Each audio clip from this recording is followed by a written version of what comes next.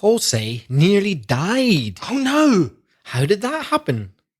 Today, we've got Jose's true English story and much, much more in Aprender Inglés con Reza y Craig.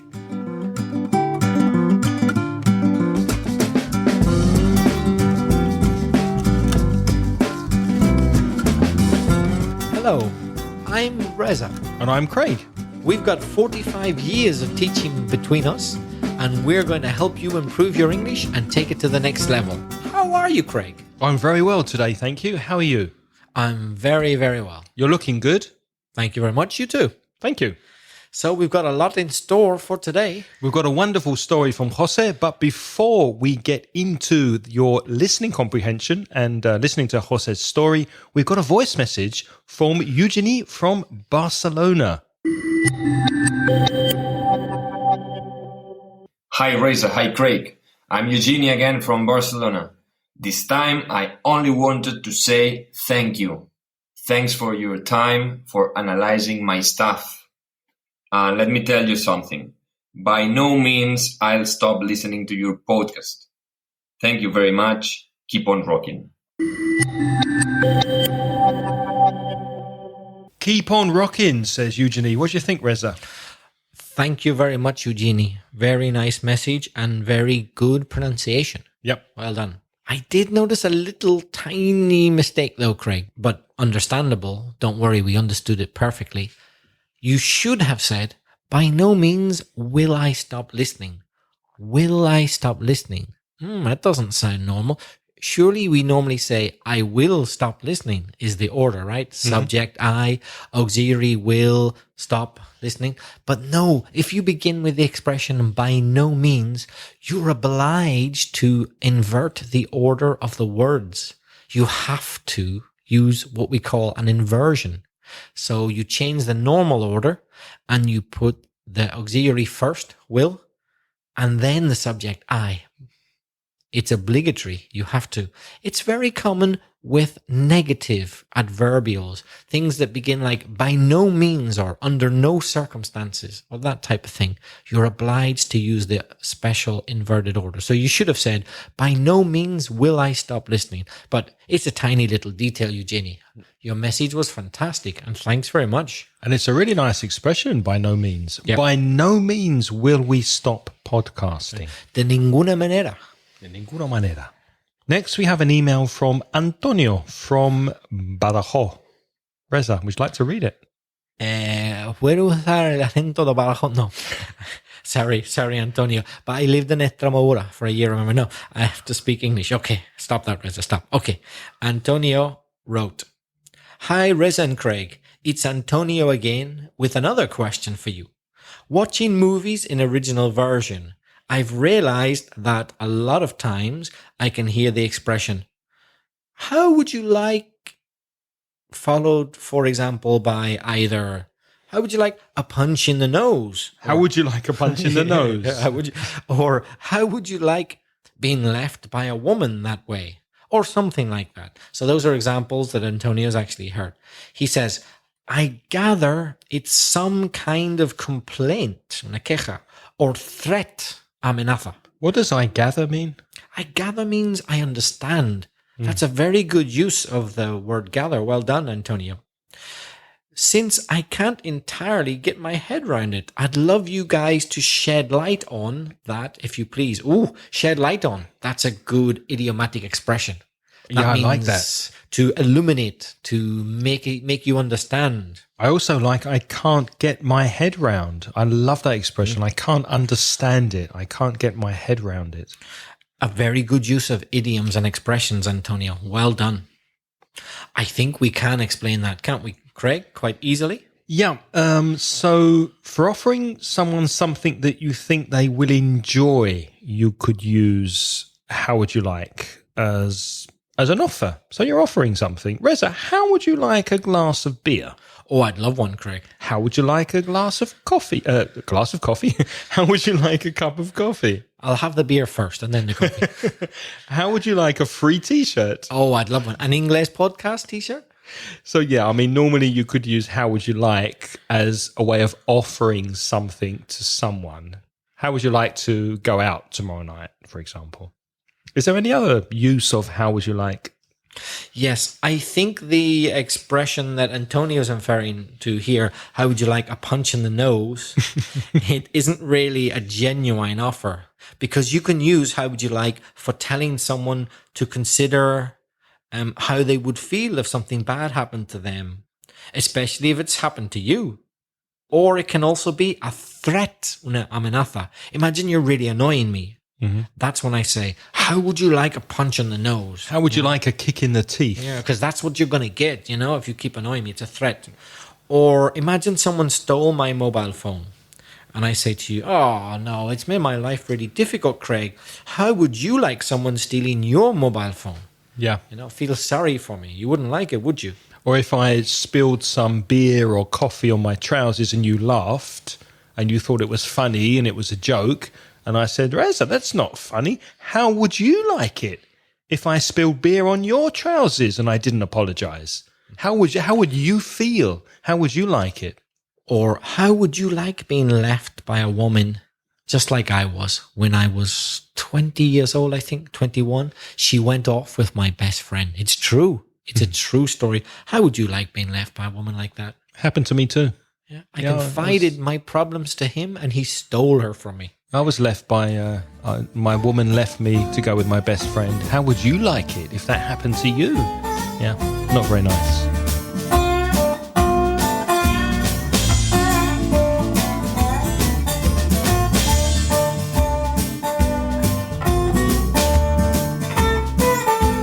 Craig, we have more feedback, this time all the way from New Zealand. There's comment on the blog about the episode we did about farming. That was episode 155 from Nayabet, who's on a farm in New Zealand. Yeah, I was really happy and surprised to get this message from Nayabet, because the episode we did, which is inglespodcast.com/155 about farming in Australia, spoke about an Argentinian guy, Juan, who was working on a farm in Australia. And then 2 days later, or 3 days later, another message from someone working from Nayabet who's working in New Zealand on a farm, who says, thank you so much, guys, for this podcast. It will really be useful for me. In fact, I work on a dairy farm here in New Zealand, and I'm a bit familiar with these words, but not with all of them. So thank you once more. So I was really happy to get that, because sometimes it's amazing the people that are listening to the podcast who we don't know about. So thanks very much for your comment, Nayabet. And Nayabet and everybody listening, we particularly like it whenever our podcasts have such a practical use. So Nayabet's actually working on a farm, and he said he didn't know some of the expressions that we've taught him. So now that's going to be really useful in his professional life. And speaking of people in far off places, in countries very far from where we're podcasting from, we have a voice message from Lian from Panama. Let's see what Lian has to say. Hi, I'm Liam and I'm from Panama. I've been using managingingles.com to study English, and it really has helped me. I remember that once my English teacher asked me, "Where are you going?" And I got frozen because I didn't understand a single word of what she was saying. So thank you again, and thank you for doing this for free. Thank you so much, Lian. We really appreciated your message. Oh, just one thing. When you say the word THANK, put your tongue between your teeth before you say the th sound, because it sounds like just a t. It sounds like thank you. Put your tongue between your teeth and go th. So thank you. And that will sound a little bit better. Any comments, Reza? Well, I'd like to comment on that, Craig. That's very interesting. Most Spanish people in Spain, in Europe, have no problem making that noise, because they just think of words like Zaragoza or gracias. Ah, of course. Yeah, but in Latin America, they have the hard C sound, don't they? Right. Just cerveza. Right. Yeah. So and the gracias. as far as I know, the sound that Craig mentioned, it doesn't exist in Latin America. That sound just doesn't exist. Yeah. But in Spain, they use it with the theta. Yeah. It's curious. So if you're in Latin America and you don't have that sound, let us know. Yeah, send us a message with lots of th and try and practice your thank yous and those kind of words. Can I correct a tiny little mistake you said, Leanne? You said when your teacher asked you something, you said, I got frozen. No, it would be I froze, not to get frozen. She didn't put you in a freezer, did she? No, she didn't I put hope you not. in a fridge. I froze means you didn't know what to do. I froze. Freeze, froze, frozen. I froze. And hey, thank you, Leanne, for the nice things you said about the website mansioningles.com. If you would like free courses and resources, then the website that Leanne's speaking about is at mansioningles.com. And there are also daily posts and exercises and audio and things to do connected to English on our Facebook page at facebook.com/mansioningles. And thanks to Leanne and all our listeners in Panama. It's nice to hear from people so far away. It's lovely.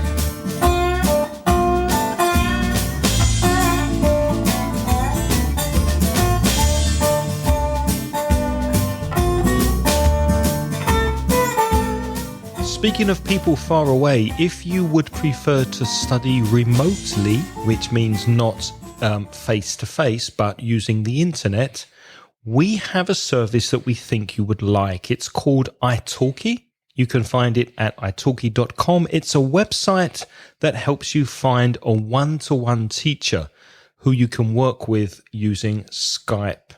They are native speakers from many different countries, and that means you can study whenever you like and wherever you like, even on your mobile phone or your tablet. It's a very affordable service and it gives you one-to-one English tuition. If you're interested and would like more information, go to inglespodcast.com/italki, and that's ITALKI, italki. And they're offering $10 in credits when you buy a lesson from the website. So you get a free lesson when you sign up. Thank you very much, italki, for sponsoring this podcast, Aprender Inglés con Reza y Craig. Craig, what have we got coming up now? Now we have Jose's true English story. Now we've had a couple of these stories and they all started back on episode 137, where Reza and I explained how you could tell an effective story in English. We looked at past narrative tenses, expressions to make your story more entertaining and more engaging, and we asked you to send us your true personal stories in English. And we've had stories from Mamen. We've had a wonderful story from Marcelo, that was in episode 157, and Mamen's was episode 148. You can hear those on the website. And today we've got a wonderful story from Jose. So we're going to listen to it, but before that, we've got some vocabulary to explain to you that Jose uses in his story. And one of the words he uses is outskirts. Have you heard that word before? The outskirts? I live in the outskirts of Valencia. Alrededores. Did you live in the outskirts of Belfast or did you live in the centre? No, I lived in the outskirts. Another word that Jose uses in his story is flow. To flow is fluir, when liquid moves. Yeah, flow, flowed, flowed. Don't confuse it with fly, which is volar, fly, flew, flown. No, this is flow, flowed, flowed. It's regular. Jose speaks about being in a channel. And when I first heard the story, I thought, well, doesn't Jose mean a canal? Like a canal is a man-made river, isn't it? Yeah, but I think he's right when he says channel. Well, yeah, I think he is right. A channel is like a waterway that's created for a specific purpose. So I think in Spanish you'd use words like brazo or cauce or acequia to mean channel. And as you listen to his story and you hear the word channel, then I think you'll understand what Jose means. I think the problem is in English we got two words, but there's only one in Spanish, canal. Yeah. Or something like that. You can say canal, like La Canal de la Mancha is the English channel in English, not La Mancha, the English channel. But if it's like a wide body of water where a little boat could go down, that's a canal. But if it's not so wide, not big enough for a boat, just used for agriculture, then you would say channel. And there's the Panama Canal. Another word that Jose uses is to drag, D-R-A-G, to drag, arrastrar. He also says overflow, which is derramarse, when there's too much liquid and it goes over the top. If you remember when baths were popular in houses, now we have showers, don't we? But Not my mum. Does your mum still have a bath? In my mum's house in the outskirts of Belfast, there is no shower. She Really? doesn't have a shower. She only has a bath. So when you go back to visit, do you have baths? Yep. I never shower when I'm in Ireland, usually, because I don't have one. What do you prefer? I prefer to shower. But it's my mum's house. What can I do? It's cleaner, isn't it? Because otherwise you're sitting in dirty water. But a bath is really relaxing. We've tried to persuade her to get a shower as well, just even to have a shower in the bath, but she refuses. That's mum's for you. Yep, that's mum's. So if you fill your bath too much and the water rises and rises and rises and goes up to the top of the bath and then goes on the floor, the bath overflows. And I've done that a few times when I was a kid in my house, and my mum was not impressed. No. She was very angry when the water overflowed. Did your ducks go on the floor as well, then? Yes, the little duckies fell out. It's terrible. If your floor's wet in your bathroom and you have tiles, it's possible that you'll slip and fall over. To slip is resbalarse. Hey, Reza! Hey, Reza, listen. Oh, Craig's yelling at me. He's yelling. Yeah. Está gritando. He's yelling. Y-E-L-L or screaming. Yell is more American, isn't it? Yeah, I Isn't think it so. more American English to yell at someone? Yeah. I yelled at him. In British English, you'd say I shouted at him. Yeah, shouted or yelled. screamed. Yeah. So to yell is to shout or to scream. Jose also uses the word edge in his story, which is el borde, the final part of a surface, like the river's edge, el borde del río. Reza, what's the word that you would use if you die in water? If you're in the sea, for example, and you go under the water. In Spanish, you'd say ahogarse. How would you say that in English? That's to drown, D-R-O-W-N. That can mean either to die in water, or it can also mean to kill another person in water. Imagine you were fighting someone and they held your head under the water. They might kill you. They might drown you. So it can be to die or it can be to kill. And there's a phrasal verb in English which means regañar, to tell off. So you could tell off children, you tell off, a teacher maybe tells off the students or the pupils. There's a word that's not as common as tell off, which is to scold. And that's a word that Jose uses, S-C-O-L-D, scold. It's a regular verb. I was scolded at school. The teacher scolded me for forgetting to do my homework. I don't know why, Craig. Can you think of a reason why I've never used that word in my life? And it just sounds really posh to me. It sounds, me suena pijo. No sé. Is it an Irish thing in Ireland? Maybe we just don't use that word scold. I think it's more a word that you would see written than you would say. And I think with many phrasal verbs, you would say tell off, like he told me off. You wouldn't really say he scolded me. I don't think it's an American-British thing. I think it's more a literary word that you would see in a book rather than actually say in spoken English. Finally, abrazar, to hug. Another word that Jose uses, to hug. I hugged my mum, for example. I gave her a hug. It's a verb and a noun. Yes, and Antonio from Badajoz earlier, he sent us hugs for answering him. So we send hugs back to him and to all our listeners. And you can finish an email with lots of hugs or a big hug. It's a very informal way to finish an email. Before we listen to Jose's story, we've got 3 questions that we would like you to answer as you're listening. So listen carefully to these questions, because at the end of the story, we will ask you for the answers. Reza, would you like to read them? Question 1. How old was Jose when the story happened? Question number 2.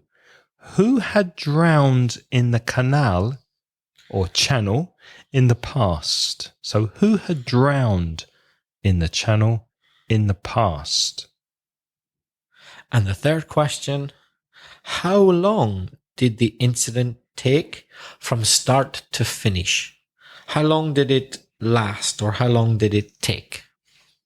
So if you want to see those questions written before you listen, go to inglespodcast.com/159 and we'll ask you those questions again at the end of Jose's story.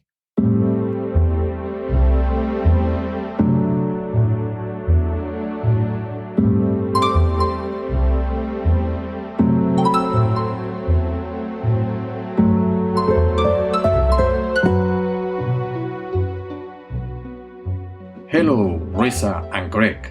As you told us in a previous podcast, I'm going to tell you and your listeners, if you publish it in this webpage, of course, a true story that happened to me when I was 10 years old, by the year 1963.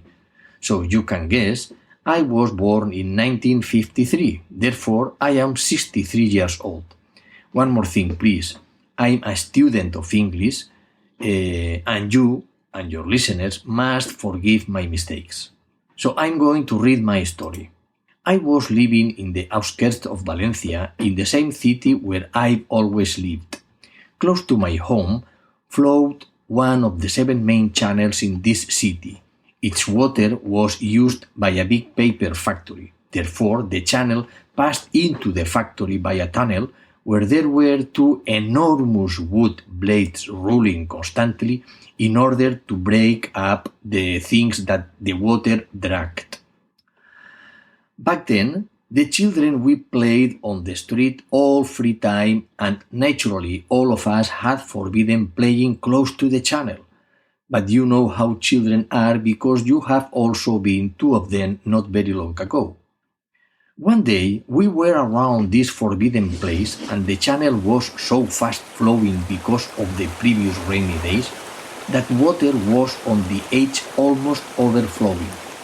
I was walking on the edge admiring the speed and strength of the water when I slipped and fell into the water.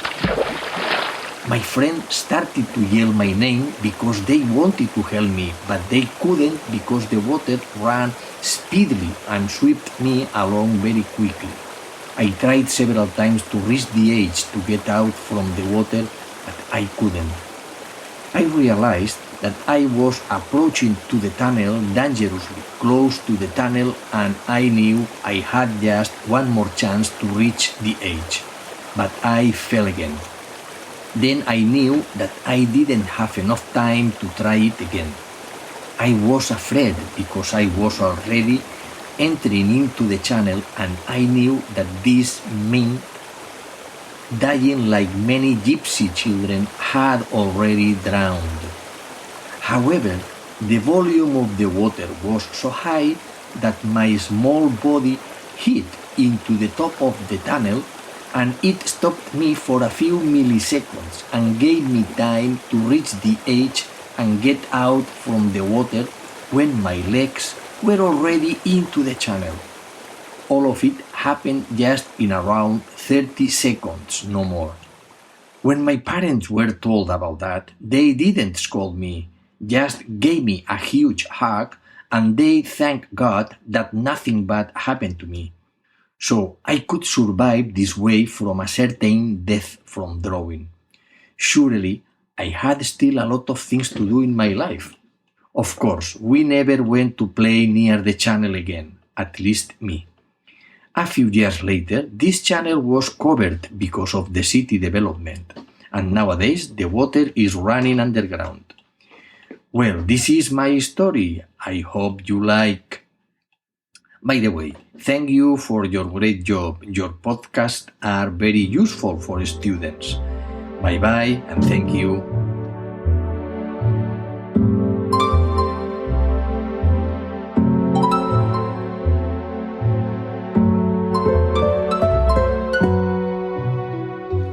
That was a wonderful story, wasn't it, Reza? What a good story, Jose. It was very, very gripping. It kept my attention. Yep, I wanted to know if you drowned or not. Obviously, you didn't because you sent us the message. So thank God for that. So the answers to the questions, let's repeat the questions for you again. What was number one, Reza? So the first question was, how old was Jose when the story happened? And the answer, he was 10. Second one, who had drowned in the channel in the past? And the answer is gypsy children. Gypsy is gitano. And the third question, how long did the incident take from start to finish? About 30 seconds, so not long. So we hope you got those three questions right. Any comments about the way that Jose told the story? By the way, the transcript of his story written you can find, thanks very much to Jose for sending us this, at inglespodcast.com/159. Any comments, Reza? It was very well told, and it did a lot of the things you're supposed to do to tell a good story. But we'll talk about that in detail later. But Jose, forgive us that we must correct a few little mistakes you made. Yeah, one thing he said right at the end, he said, here is my story, I hope you like. That's a common mistake with Spanish speakers when they translate te gustas. You have to have an object. I hope you like it. So I hope you like the story. I hope you like the movie. I hope you like the cake. So you must have something that you like. You must have an object there. So it should have been, I hope you like it. At the beginning of your story, you said, by the year 1963. No, you mean in the year 1963. It happened during that year, so it's in the year. By is a different meaning. If you say by plus a time expression, that means that something happened before that time. So imagine I got married in 1960. Then by 1963, I was already married. So you meant in the year 1963. One other thing, Jose, you said, I think all over us had forgiven playing close to the channel. It should have been forbidden, which is prohibir, to forbid. So the correct sentence should be, had been forbidden to play close to the channel. So the children had been forbidden. So passive, past perfect passive there, had been forbidden to play close to the channel. Also, another preposition, you said that the channel passed into the factory by a tunnel. You mean through a tunnel. Something goes through a tunnel. Por un túnel is through. THROUGH. Through a tunnel. I really liked the way you correctly got the word order with you know how children are. Sabes como son los niños. That can be quite difficult when you translate it, and you said it correctly. You know how children are. I was impressed by a lot of your descriptive language, Jose, particularly one compound adjective, fast flowing. You said the channel was so fast flowing. So we take the word fast, we take the word flowing, we stick them together with a little hyphen, un guion, in the middle, and we've got a compound adjective. Compound adjectives are particularly impressive in stories because you can say a lot with just one word. And be careful, Jose, of the pronunciation of drown. D-R-O-W-N. Ow. The vowel sound in drown is ow, the same as now or cow. So drown. And also the pronunciation of a very important word in your story, water. Water, not water. No, it's not what you expect. The vowel sound is water. Water. And you used the present continuous when you said nowadays the water is running underground. Well, it's more of a kind of a permanent habit kind of thing. So I think the present simple would be better in that sentence. So the water runs underground these days. One final thing, another little preposition. Prepositions are so difficult, aren't they? You said, I realized that I was approaching to the tunnel. No, there's no preposition. I was approaching the tunnel. After the verb approach, there's no preposition. Approaching the tunnel. But a wonderful story. Thank you so much, Jose, for sending that in. It was very entertaining and very nice to listen to. Any general comments, Reza, on what makes a good story like Jose's? What should the students think about before they send us and record their own true stories? Well, we talked in detail about this a bit more in episode 137, as we said earlier. But just to recap, para resumir, Jose did what you're supposed to do. He used an accurate mix of verb tenses. For example, past simple compared to past continuous, compared to present perfect, etc. Present simple, everything. He mixed them and he used them correctly. That's very important in a good story. What else did he do, Craig? He also used a very varied and interesting range of vocabulary to make the story interesting. A lot of descriptive language and some expressions and some idioms that made it very entertaining to listen to. He also used detailed descriptive language, particularly adjectives and adverbs are good for giving good description, like the fast flowing water. Yeah. It was almost overflowing. Yeah, the word overflowing is a nice adjective. So adjectives and adverbs particularly give good description. And he used a lot of very good linking expressions to link enlazar, to join the narrative together and contrast things using words like although, you could use addition on top of that, etc. Also, to be an interesting, good story that people want to listen to, you need to grab the reader's attention, the reader or the listener in this case. So you should use things like suspense, or drama, or mystery, or shock, susto, or other emotions that really grab people's attention. Things that make people listen or want to read. And Jose, you certainly did that. So now it's your turn to practice your English. If you have a true English story to tell us that is similar to Jose's or in the past Mamen's and Marcelo's story, please send it to us and we'd love to put it in the podcast and help you with improving it and helping you tell a better story. You can send us your audio files by email. Just attach it in MP3 to an email and send it to me, Craig, at inglespodcast.com. Or to me, Reza, at belfastreza@gmail.com.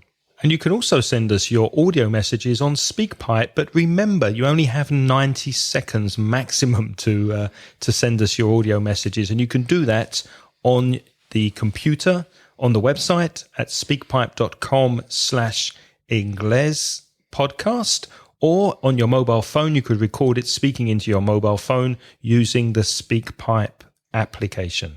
If you would like more detailed show notes to these episodes, go to patreon.com/Ingles podcast and join our wonderful group of sponsors who are joining forces to try to get all of our podcasts transcribed word for word.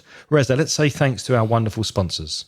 Thank you to Nicole, Anna, Pedro, Maite, Lara, Maria, Sara, Carlos, Zara, Mamen, Juan, Corey Finnerin, Mariel, Jorge, Raul, Rafael, Manuel, and our new sponsors, Agnos Paolucci and Manuel Velázquez, and our even newer sponsor, Nestor Garcia Mañez, who's our latest sponsor. Thank you very much to all of you. And of course, our Patreon group are welcome to download for free our job interview help, which is a PDF and MP3 download that we usually sell on the website at mansioningles.com, but we're offering to our Patreons for free. And there will be more special free downloads coming very, very soon. And before we go, thanks to Arminda from Madrid and, of course, Alberto from Granada, who are working to transcribe full transcriptions to these episodes. Now, Alberto has transcribed episodes 132 and 133, so much easier to say that we now have full transcriptions for episodes 131 to 141. Thank you very much, Alberto and Arminda. What's next week, Reza? Next week, we've got vocabulary on the environment and climate change. Climate change next week. Also help on the FCE exam. So if you are studying for the B2 FCE Cambridge exam, don't miss next week's podcast and we'll give you some help on how to prepare and pass that exam. Thanks for listening. Thank you very much. Until next week, it's goodbye from Reza. And goodbye from Craig. The music in this podcast is by Pitts. The track is called See You Later.